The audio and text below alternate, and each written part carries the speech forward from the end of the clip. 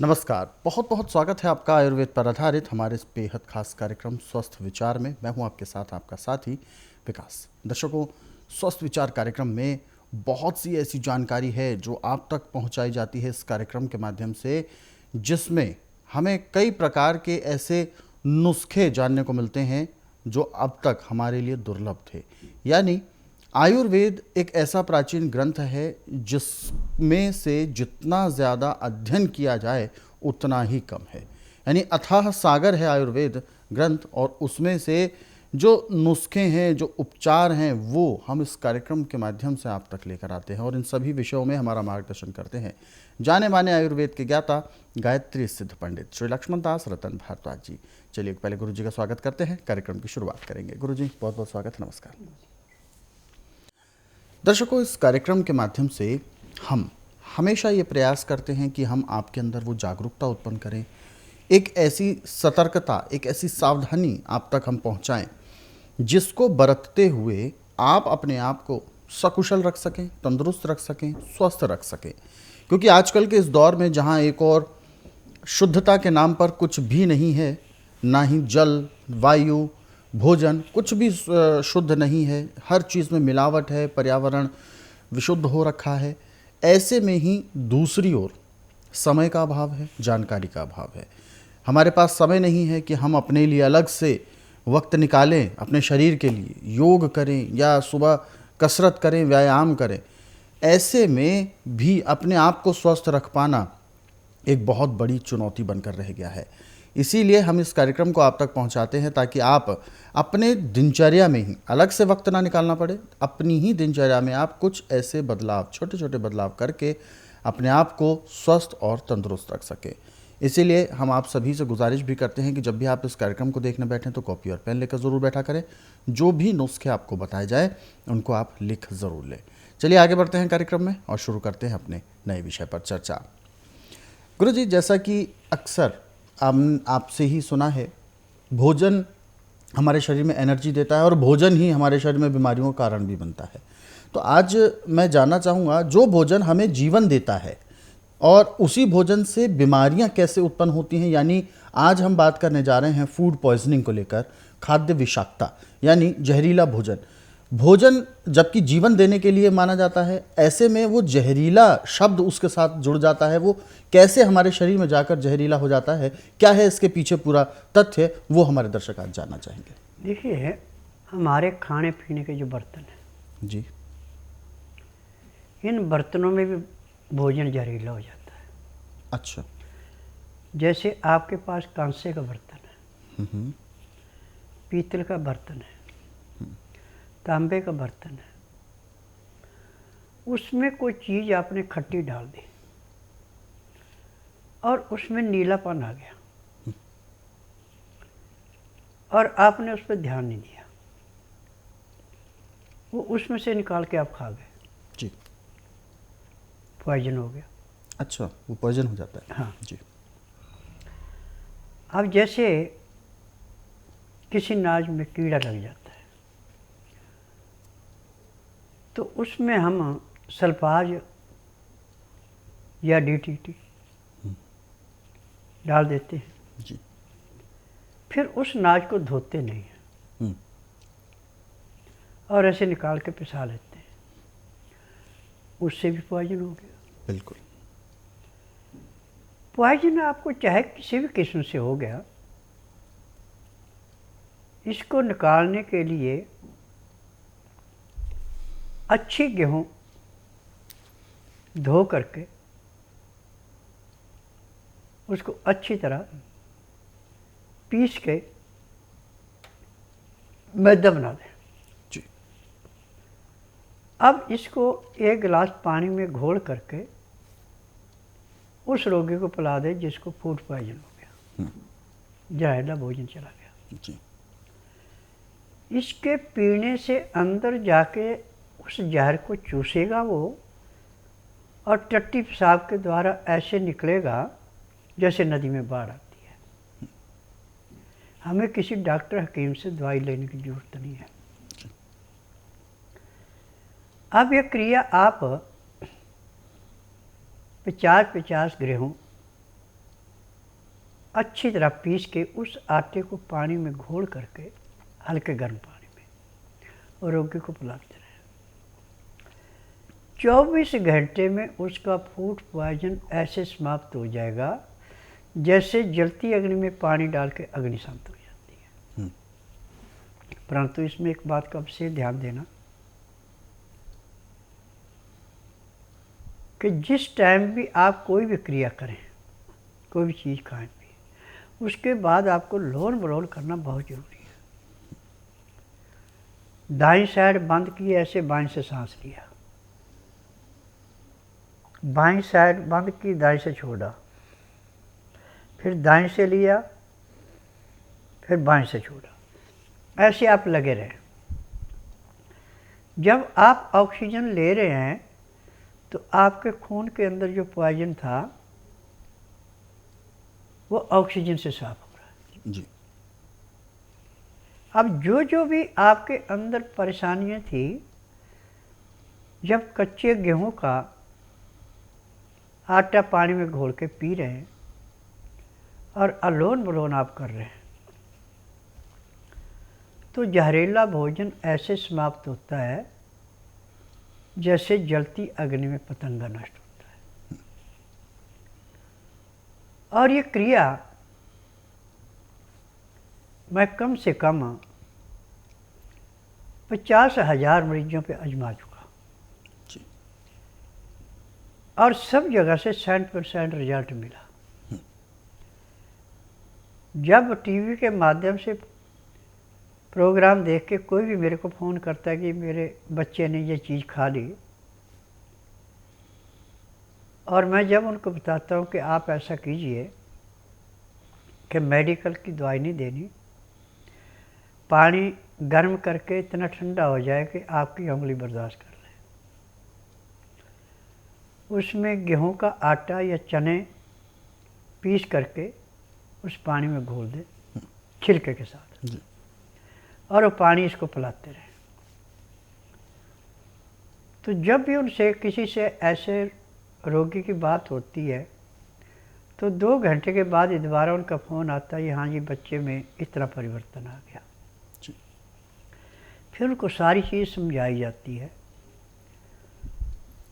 तो मेरा अंदाजा है कि लगभग 50,000 ऐसे बच्चों को जीवन दान मिला है जिन्होंने पॉइजन खा लिया था। और आज मैंने पूरे संसार से एक ही वायदा किया कि संसार का ऐसा कोई रोग नहीं जिसका मेरे पास उपचार नहीं है। जिसका रोग बिगड़ चुका उसी को मेरे पास आना पड़ता है। जिसका रोग स्टार्टिंग में है वो जो मैं नुस्खे बताता हूँ उनसे स्वयं अपने घर में खाने पीने की चीज़ों से ही उस रोग को काट लेता है। नमस्कार, हम कुरुक्षेत्र हरियाणा से आए हैं। हमारा गांव समालखा पड़ता है। ये मेरी भांजी है जो कई सालों से बीमार चल रही थी और हम लोगों ने प्राइवेट अस्पताल, सरकारी अस्पताल, यहाँ तक कि पीजीआई में भी इलाज करवाया है, लेकिन वहाँ भी कोई आराम नहीं लगा।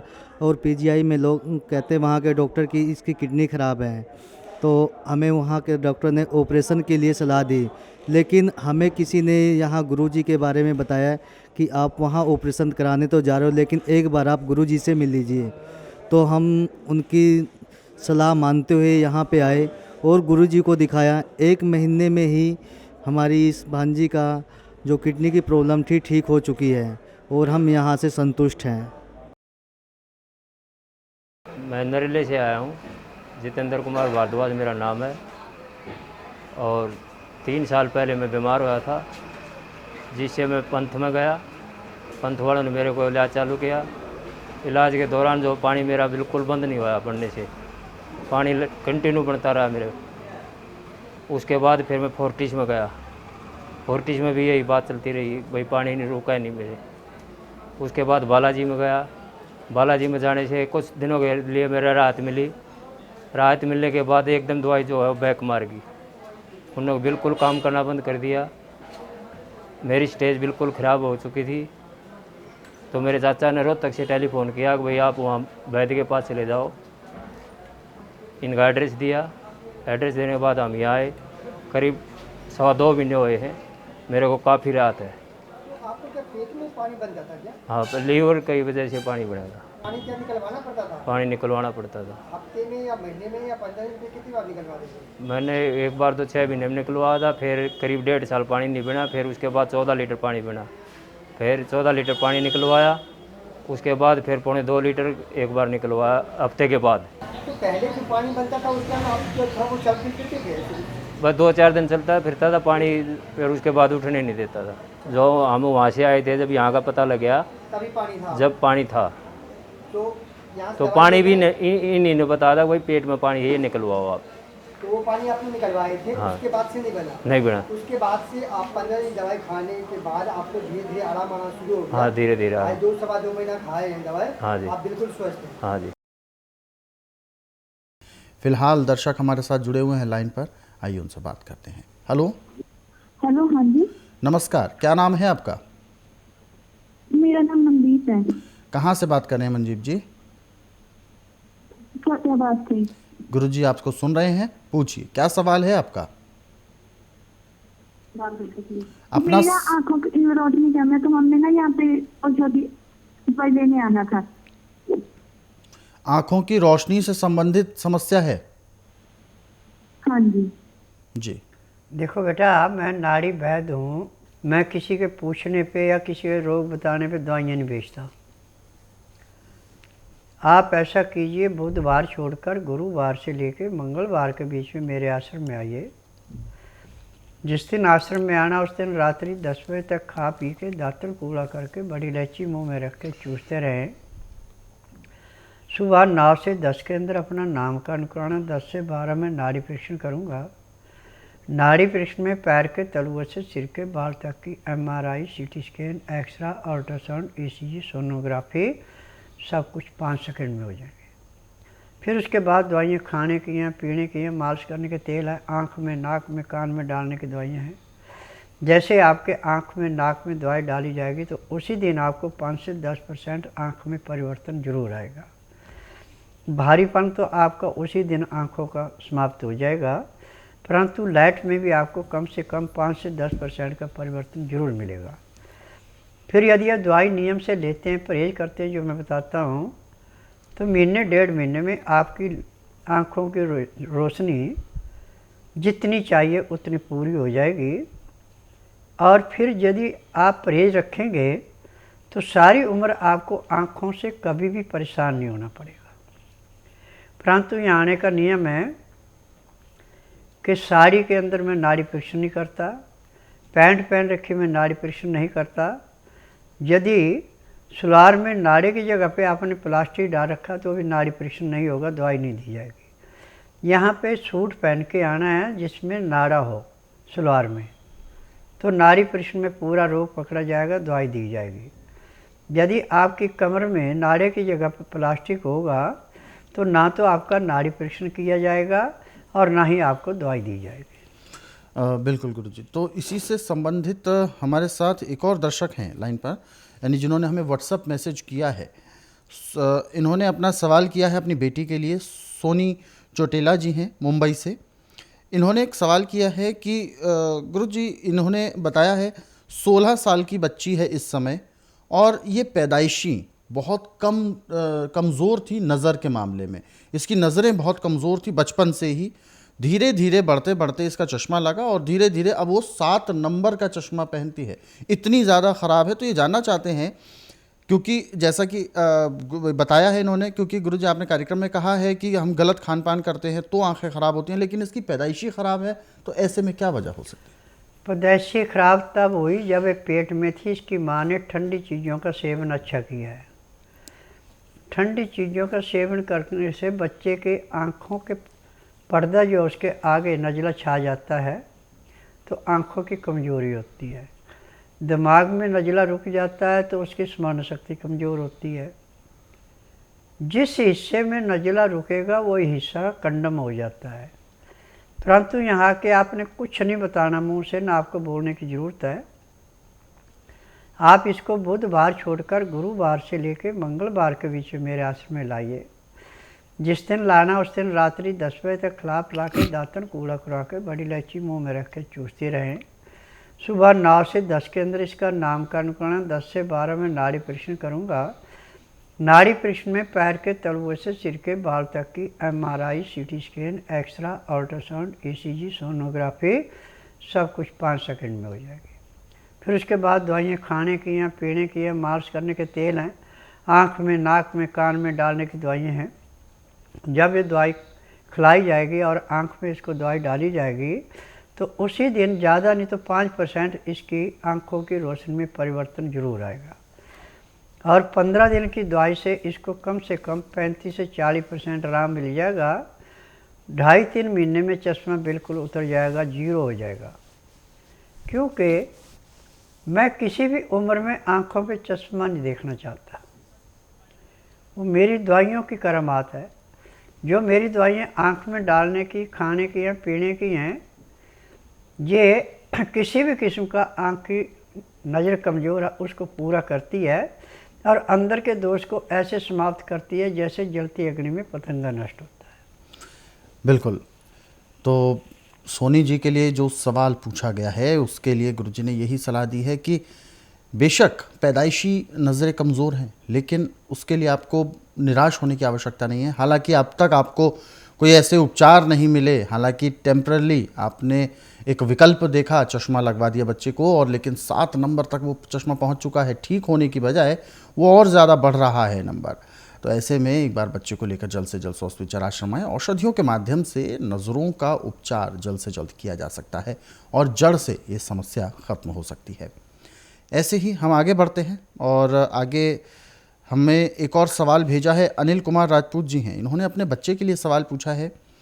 गुरुजी, इनका लड़का अभी छोटा ही है, लगभग बता रहे हैं 11 वर्ष का है, मंद बुद्धि है और कहते हैं कि वो समझता सब कुछ है, देखता सब कुछ है, लेकिन बहुत ही स्लो एक्टिविटी उसकी रहती है, बहुत स्लो रिस्पॉन्स देता है। देखिए, ये भी माँ के पेट का कसूर है। जब माँ के पेट में बच्चा था तो उसने ठंडी चीज़ों का सेवन अच्छा किया, जिससे उसके दिमाग के ऊपर नज़ला जमा हुआ है। इसका उपचार आज पूरे संसार में मेडिकल साइंस में नहीं है, परंतु मेरे पास है। मेरे पास हर महीने 25 से 30 बच्चे ऐसे हर महीने आते हैं। किसी का इलाज 2 महीने, किसी का 3 चलता है। आज वो पूर्ण रूप से स्वस्थ है और टीवी के माध्यम से आप उनके इंटरव्यू भी सुन सकते हैं, उनके माँ बाप के, कि उनको डॉक्टरों ने क्या क्या कहा था और आज वो बच्चे कितने होनहार और कितने गुणवान बने। बिल्कुल। तो ये सब चीज़ें, ये सब दिक्कतें, समस्याएं जो होती हैं, जो पैदाइशी समस्याएं होती हैं, तो इसके लिए कहीं ना कहीं आप किस्मत को दोष ना दें। इसके लिए आपका स्वयं यानी माता पिता की गलती की वजह से वो जो खामियाजा बच्चे के ऊपर आता है, बच्चे को भुगतना पड़ता है। लेकिन जो लोग इस समय कार्यक्रम देख रहे हैं या जो भुक्तभोगी हैं, उन सभी के लिए ये हमारी तरफ से एक सलाह है कि जो माँ बाप बनने का अभी प्रयास कर रहे हैं, जो कार्यरत हैं, ऐसे लोग भी आने वाले समय में जब माता पिता बनेंगे तो बच्चों के लिए विशेष तौर पर क्या ध्यान देना है, और ख़ास तौर पर ऐसी स्त्रियां जो गर्भ धारण करती हैं, करेंगी या भविष्य में करेंगी, ऐसे उस समय गर्भ के दौरान बच्चे की विशेष क्या क्या देखभाल करनी है, उसके लिए आपको बहुत ज़्यादा गंभीर होना पड़ेगा। ऐसे हमारे तमाम कार्यक्रमों में भी आगे जो पीछे हमने कार्यक्रम अपने किए हैं, उनमें भी बहुत सारी चीज़ें ऐसी गर्भवती महिलाओं के लिए बताई गई हैं। गुरुजी ने बहुत सलाहें दी गई हैं, गुरुजी ने पूरी प्रक्रिया बताई है कि कैसे आपको पहले महीने, दूसरे महीने से लेकर पूरे 9 महीने तक कैसे आपको अपना व्यवहार रखना है, कैसे आपका खान पान होना चाहिए, वो सारी चीज़ें विस्तार पूर्वक आपको बता रखी हैं। तो ऐसे ही तमाम उन कार्यक्रमों को आप देखना चाहते हैं, समझना चाहते हैं, तो आप YouTube के ज़रिए देख सकते हैं हमारे वो कार्यक्रम। हमारा YouTube चैनल स्वस्थ विचार सेहत की बात, इस YouTube चैनल को आप सर्च करें, सब्सक्राइब करें और इन कार्यक्रमों को ज़रूरतमंदों तक शेयर भी ज़रूर करें। और इन कार्यक्रमों में बताए गए नुस्खे विशेष तौर पर आप पढ़ना चाहते हैं, समझना चाहते हैं, तो स्वस्थ विचार पुस्तकों के ज़रिए पढ़ सकते हैं। इन पुस्तकों को यदि आपको मंगवाना है तो आप हेल्पलाइन नंबर्स पर कॉल कर सकते हैं, सुबह 10 बजे से शाम 5 बजे के बीच में। फ़िलहाल यहाँ पर कार्यक्रम में वक्त इशारा कर रहा है विराम देने का। गुरुजी, आपने अपना कीमती मार्गदर्शन दिया, आपका बहुत बहुत धन्यवाद। नमस्कार। दर्शकों, आज के इस विशेष कार्यक्रम में बस इतना ही। आप सभी लोग स्वस्थ रहें, निरोगी रहें, इन्हीं शुभकामनाओं के साथ हम आपसे लेंगे इजाज़त। अगले अंक में आपसे फिर होगी मुलाकात एक नए विषय के साथ। तब तक के लिए मुझे दीजिए आज्ञा। नमस्कार।